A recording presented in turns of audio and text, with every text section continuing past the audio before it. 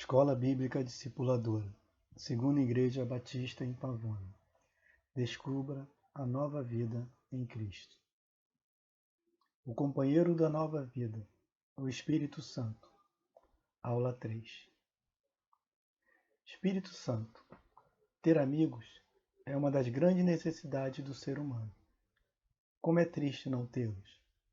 Mas, como é satisfatório contar com um bom amigo. Você tem ou teve um bom amigo? Qual a experiência mais significativa que você vivenciou com esse amigo? O Espírito Santo. A relação de Jesus com seus discípulos foi de amizade. João 15:15.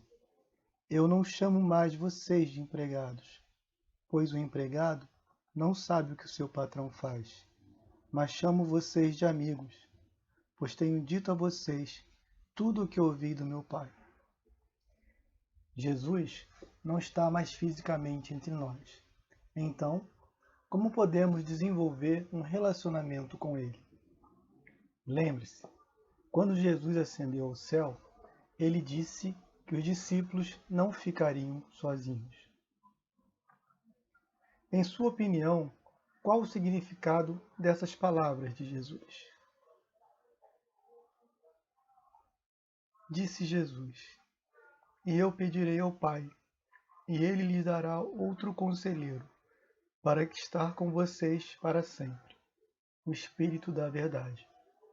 O mundo não pode recebê-lo, porque não o vê nem o conhece, mas vocês o conhecem, pois ele vive com vocês e estará em vocês.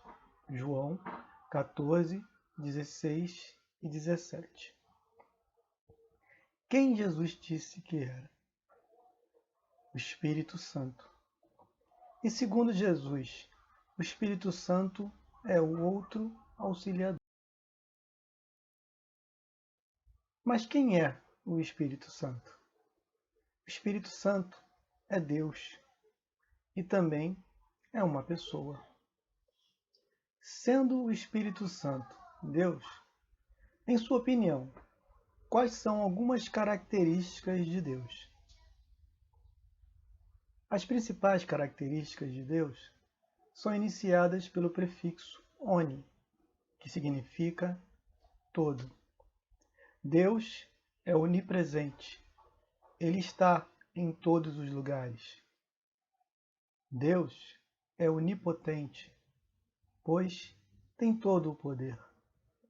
Deus é onisciente, pois sabe de todas as coisas. Ora, se o Espírito Santo é Deus, qual deve ser nossa postura diante dele? Devemos nos portar com ele da mesma forma como nos portamos com Deus, adorando, orando, tendo comunhão, obedecendo e ouvindo a sua voz. Bem, o Espírito Santo também é uma pessoa. Em sua opinião, quais são as características de uma pessoa? O que faz de um ser vivo uma pessoa?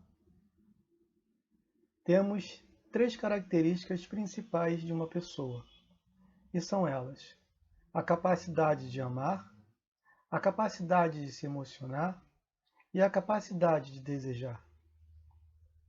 Vamos conhecer algumas características do Espírito Santo. Mente, pensamento. 1 Coríntios 2, 10, 11 diz assim: Deus, porém, revelou isso a nós por meio do Espírito, porque o Espírito sonda todas as coisas, até mesmo as profundezas de Deus. Pois quem conhece as coisas do ser humano, a não ser o próprio espírito humano, que nele está? Assim, ninguém conhece as coisas de Deus, a não ser o Espírito de Deus. Possui vontade própria. Atos 16:7. Chegando perto de Mísia, tentaram ir para Bitínia, mas o Espírito de Jesus não o permitiu. 1 Coríntios 12, 11. Mas um só e o mesmo Espírito realiza todas essas coisas, distribuindo-as cada um, individualmente, conforme ele quer. Se emociona. Efésios 4:30. E não entristeçam o Espírito Santo de Deus, no qual vocês foram selados para o dia da redenção. Isaías 63:10. Mas eles foram rebeldes e contristaram o seu Espírito Santo. Por isso, ele se tornou inimigo deles e ele mesmo lutou contra eles. Ele ama. Romanos 15:30. Irmãos, por nosso Senhor Jesus Cristo e também pelo amor do Espírito, peço que lutem juntamente comigo nas orações a Deus a meu favor. Nos ensina João 14:26. Mas o Consolador, o Espírito Santo, que o Pai enviará em meu nome, esse ensinará a vocês todas as coisas e fará com que se lembrem de tudo o que eu lhes disse. Ele nos ajuda. Romanos 8:26. Da mesma maneira, também o Espírito nos ajuda em nossa fraqueza, porque não sabemos orar como convém, mas o próprio Espírito intercede por nós, com gemidos inexprimíveis. É Ele quem nos convence. João 16:8. Quando Ele vier, convencerá o mundo do pecado, da justiça e do juízo. Já que o Espírito Santo é uma pessoa, qual deve ser nossa postura diante dele? Devemos nos portar com ele da mesma forma como nos portamos com as pessoas. Se com pessoas nos relacionamos, devemos nos relacionar com ele, conversar e conviver. E ele estará com você todos os dias de sua vida, até que o dia de nosso encontro com Cristo. Vamos ler a reflexão da página 14? Conta-se que há muitos anos, um grupo de escravos foi vendido em um leilão no mercado na Nigéria. Quando a venda estava quase terminada, apresentou-se um rapaz mal arrumado, enfermo e esquelético, do qual todos os compradores escarneciam. O leiloeiro, para se livrar do encalhe, fez uma troca do moço por um pacote de fumo, e ele foi embarcado no navio negreiro.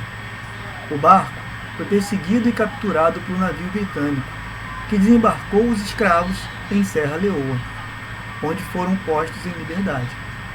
O rapazinho foi encaminhado a um orfanato evangélico, no qual missionários devotados o acolheram carinhosamente, tratando de sua saúde precária, ao mesmo tempo que lhe proporcionavam uma aprimorada educação religiosa.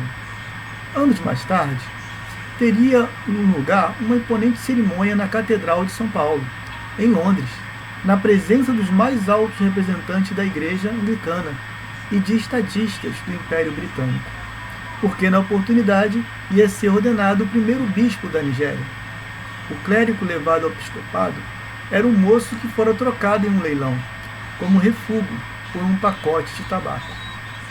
E foi uma decisão prodigiosa, por certo iluminada pelo Espírito Santo, de vez que o bispo Samuel Crowther realizou um notável e inesquecível trabalho por Cristo na Nigéria e colônias vizinhas, sendo o nome ainda hoje reverenciado como pioneiro e herói da propagação das boas novas naquela terra longínqua e inóspita.